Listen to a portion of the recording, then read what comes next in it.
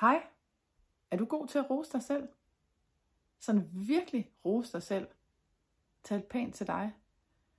Eller lytter du, ligesom mange af os andre, lidt for meget til din egen indre kritiker, der sidder her og fortæller dig, det gjorde du ikke godt nok, og de andre tænker nok sådan der om dig, og det kunne du have gjort bedre og hurtigere. Det er ret vigtigt, at vi roser os selv hver dag, fordi det kan virkelig give et helt andet overskud og booste vores selvværd og selvtillid. Og jeg har tre tips til, hvordan du kan gøre det, så det virkelig hjælper dig. Den første, det er, du skal være meget specifik. Og det er fordi, hvis nu, at du sådan generelt siger, jeg er rigtig modig, uden at sådan gøre det specifikt, altså hvornår var jeg modig, hvad var det, der var modigt, så vil hjernen med det samme tænke, det er du ikke altid. I går, der var du i hvert fald ikke modig. Men til gengæld, når det er, at du giver specifik ros til dig selv, og det gælder også til andre, altså helt specifikt, hvor var det modigt, at jeg turde tage telefonen og ringe og spørge min studievejleder om sådan og sådan, så ved du, og din hjerne ved, jamen det gjorde du jo faktisk, og normalt bryder du dig måske slet ikke om, og sådan at ringe til nogen, du slet ikke kender.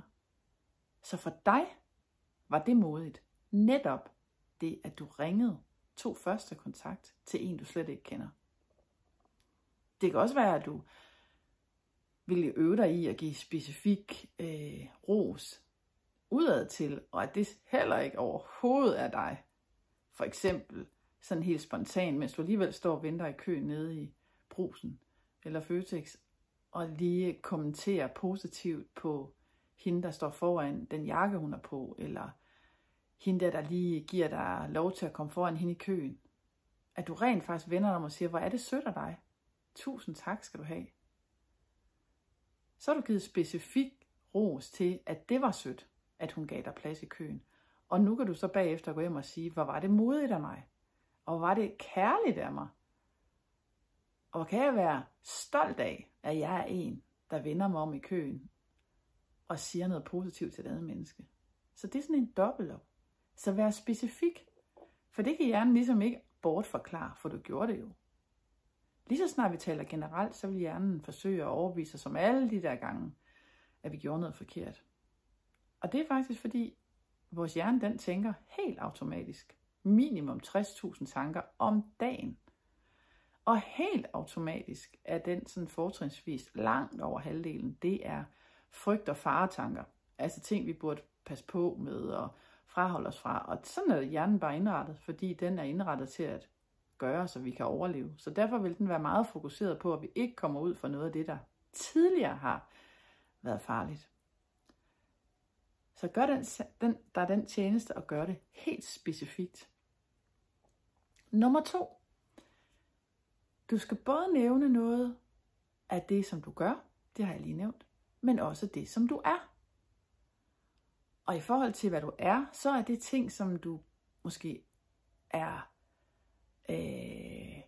indfølende. Det var du lige dengang, du sad med din veninde. Du er et indfølende menneske. Eller du er kærlig. Du har let ved at smile til andre. Det er selvfølgelig noget, du gør, men det er også bare noget, måske du synes, det er så nemt. Men det er bare sådan, jeg er. Og tit, når der er noget, vi bare er, vi kommer til at tænke, det er bare sådan, jeg er, det er ikke noget særligt. Så glemmer vi at rose os for det er jo ikke alle, der er sådan. Lige præcis som du er. Så hvad er sådan helt særligt dejligt ved dig? Og hvad er også noget, som du virkelig værdsætter ved dig, som du også ser i rigtig mange andre?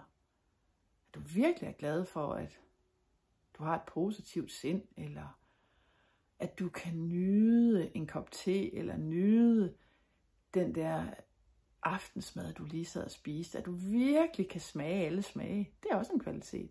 Det er også værd at rose. Det er værd at bide mærke i, hvor sanselig du er. I dag, der er der rigtig mange, der ligesom siger, at de er meget sensitive. Og jeg kunne godt tænke mig, hvis du er en af dem, at du i stedet for at kalde det for sansestærk, og så bruger tid på ikke så meget, hvad du ikke kan tåle uden for dig, men hvad det er, du kan bruge den der sanselighed til. Hvad gør den godt for dig? Hvordan kan du rose den og sige, ej, hvor er jeg glad for, at det er så nemt for mig at mærke vinden. Og virkelig værdsætte solen. Det er ret vigtigt at rose det. Så det var nummer 2. Nummer 3, det er at gøre det hver dag. Hver dag. Gør det til en daglig praksis, at lige så snart du vågner, så starter du bare med at rose dig selv. Ej, hvor er jeg glad for, at jeg bare stod op af sengen. Ej, hvor er jeg glad for, at jeg kom til tiden til bussen.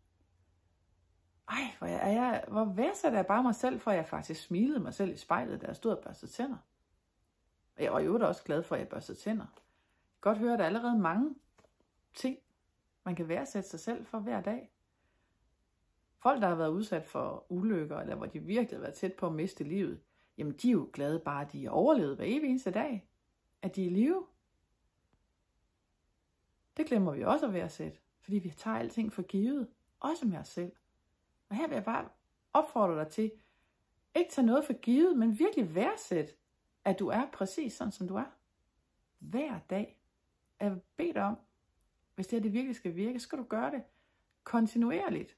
Minimum 10 ting hver dag. Og du kan måske godt synes, det bliver svært, men tro mig, det er ikke svært. Nu har jeg nævnt det at stå op, komme til bussen, eller møde på arbejde, eller på studie. Der er mange ting. Nyde sin morgenmad. Drikke et glas vand. Mærke, at man er tørstig, og så gør noget ved det. Gå på toilettet, når man skal tisse, i stedet for at sidde og holde sig. Ræk hånden op. Sige noget pænt til en, man lige møder på sin vej. For det er nemlig sådan en dobbelteffekt. Det giver jo også noget til os selv. Så der er 1000 bitte små ting, du kan gøre, som du kan værdsætte ved dig selv. Og det magiske, hvis du gør de 3 ting her. Hvis du gør de 3 ting her, så vil du opleve, at lige pludselig, så vil din hjerne tænke en masse positive tanker helt af sig selv, fordi den bliver vænnet til, at du tænker positivt.